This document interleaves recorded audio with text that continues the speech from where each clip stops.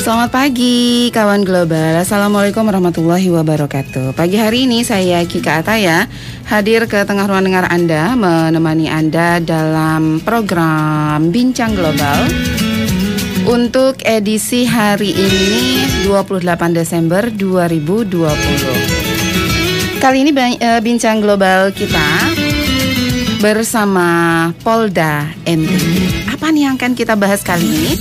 Kali ini akan kita bahas adalah kawal protokol kesehatan pergantian tahun baru menuju 2021. Nah, di pagi hari ini kawan global, Anda nantinya juga bisa berpartisipasi melalui line kami di 087865110035 atau di 0813399970, baik melalui telepon, SMS ataupun WhatsApp. Sekali lagi topik kita, kawal prokes pergantian tahun baru menuju 2021. Nah, kali ini di studio kami sudah hadir narasumber Bapak Igede Sukma Wirawan. Selamat pagi. Selamat pagi, Mbak. Apa kabar, Pak? Baik. Baik ya, Pak Gede Sukma Wirawan, beliau adalah PS Kabag Binops Ditlantas Polda NTB. Iya, betul. Iya. Topik kita kali ini mengawal prokes pergantian tahun baru menuju 2021 ya Pak Kabag ya? Betul. Oke, nah kalau misalkan dibandingkan dengan tahun lalu, apa nih perbedaan yang mencolok nih Pak? Kalau misalkan menjelang Nataru kan selalu ada pengamanan ya. Iya. Nah kali ini pun ada lagi, tapi Betul. apa nih perbedaan yang cukup mencolok nih Pak? Untuk tahun ini, tahun 2020, yang membedakan dengan pelaksanaan di tahun-tahun sebelumnya adalah adanya pandemi COVID-19. Di mana ya kita sama-sama tahu lah seperti apa dampaknya pandemi COVID ini baik secara nasional maupun di wilayah kita di NTB. Oleh karena itu di tahun 2020 dalam pelaksanaan pengamanan baik perayaan Natal maupun Tahun Baru kita tidak terlepas dari itu, tidak terlepas dari pandemi COVID-19. Berarti benar-benar harus protokol kesehatan benar-benar dikedepankan ya Pak Kabag ya? Betul, jadi kita tetap memberikan himbauan, tetap memberikan sosialisasi, kita tetap mengingatkan masyarakat terkait pandemi COVID, bahwa COVID ini belum selesai. COVID ini masih ada di sekitar kita. Dan semoga saja di tahun 2021 nanti selesai ya. Amin. Tentunya itu harapan kita semua. Betul Pak Kabag. Nah Pak Kabag ini sudah mulai pengamanannya atau belum nih Pak Kabag? Pengamanan sudah kita laksanakan. Dari tanggal berapa? Jadi terkait dengan pengamanan perayaan Natal dan Tahun Baru ini, kita laksanakan dalam satu kegiatan kepolisian yang kita sebut dengan Operasi Lilin. Operasi Lilin? Ya, betul. Operasi Lilin, di mana Operasi Lilin ini kita berfokus pada dua event besar, dua kegiatan besar. Yang pertama adalah Hari Raya Natal, tanggal 25 Desember, ya tentunya berkaitan dengan rangkaian kegiatan ibadah bagi rekan saudara-saudara kita yang Nasrani. Kemudian yang kedua adalah malam pergantian tahun dari 2020 menuju 2021. Iya, betul. Jadi memang ini ya, Natal sudah terlewati mungkin ya. Nah, ketika pengamanan Natal ada hal-hal yang menjadi fokus nggak Pak Kabag? Terkait dengan pelaksanaan Hari Raya Natal, tentunya rangkaian ya, mulai dari kegiatan-kegiatan persiapan itu sudah kita laksanakan. Dalam artian, dalam pelaksanaan Hari Raya Natal, bagaimana Hari Raya itu bisa berjalan, bagaimana Hari Raya itu bisa berjalan, namun pandemi COVID juga bisa kita kendalikan. Jadi rangkaian itu kita laksanakan. Sebelum pelaksanaan Operasi Lilin, kita sudah melaksanakan rapat-rapat pendahuluan. Kita mengundang dari instansi terkait, kita mengundang dari pihak gereja. Kita sampaikan bahwa COVID ini belum selesai. Yang harus kita laksanakan dalam perayaan Natal adalah kita harus tetap mengikuti anjuran pemerintah. Surat edaran dari Menteri Agama terkait dengan perayaan Natal itu juga kita tekankan. Dan ternyata ya saudara-saudara kita yang Nasrani dari pihak gereja maupun panitia ibadah dalam perayaan ibadah Natal itu sudah paham semua. Jadi dalam perayaan ibadah Natal yang dilaksanakan sejak mulai tanggal 24 kemarin, itu yang kita pantau di gereja-gereja, itu sudah mengacu kepada protokol kesehatan. Berarti lancar ya, aman. Iya, lancar. Jadi yang sebelum adanya pandemi COVID itu dilaksanakan beberapa kali kegiatan ibadah ataupun misa, tapi di tahun ini dibagi, dibatasi dengan jarak, artinya social distancing.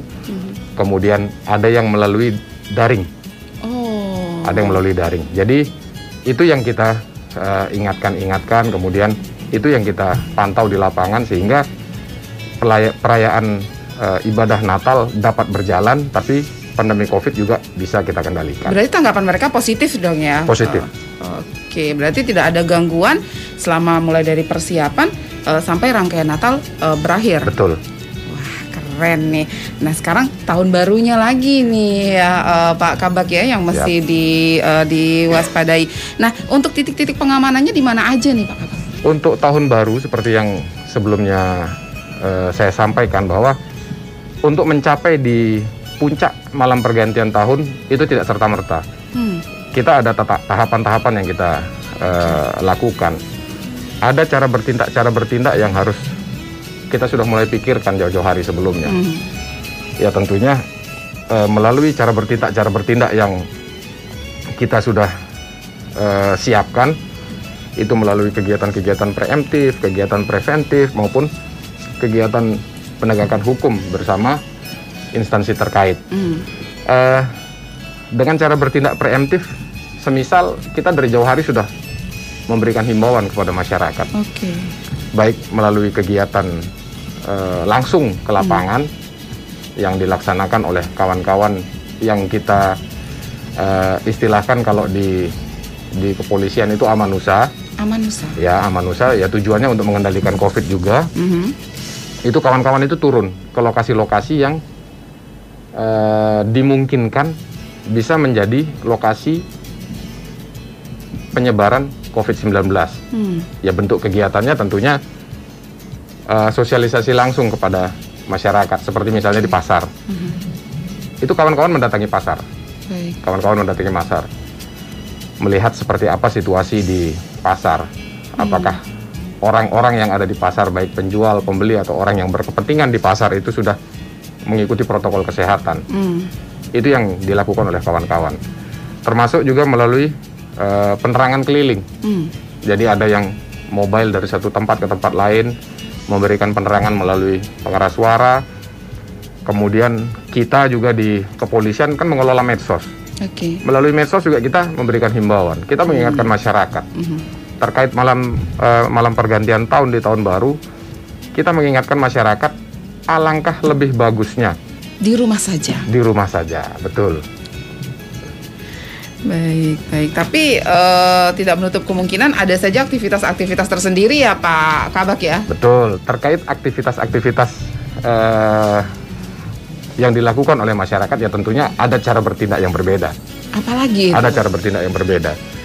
Kita di NTB, kita sudah ada terbentuk pos pengamanan maupun pos protokol kesehatan.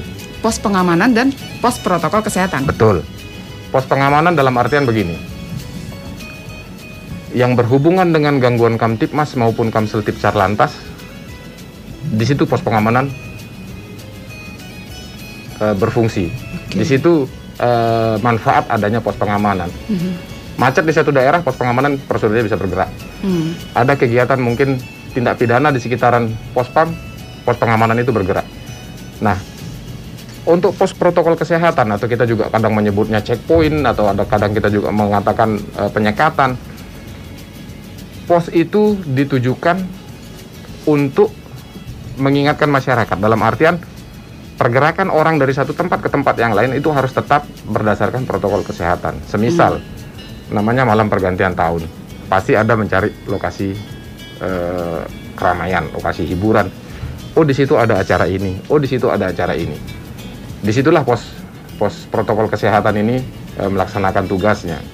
Yang tidak mengikuti protokol kesehatan, seandainya bisa dilakukan penegakan dengan justisi, dilakukan dengan justisi.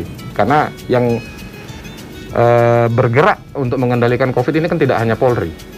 TNI ada, dari dinas dari pemerintah daerah juga ada.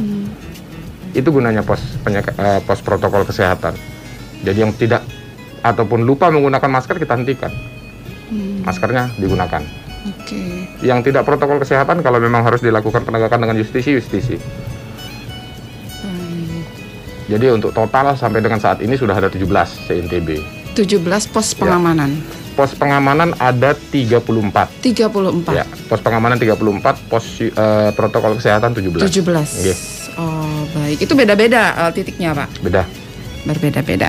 Baik, 96,7 Radio Global FM Lombok, kawan global, silakan untuk Anda yang ingin bertanya. Kami nantikan Anda di 0878651135 atau di 081339909670 sampai tuntas nanti pada pukul maksudnya kawan global ya. Tetap di 96,7 Radio Global FM Lombok.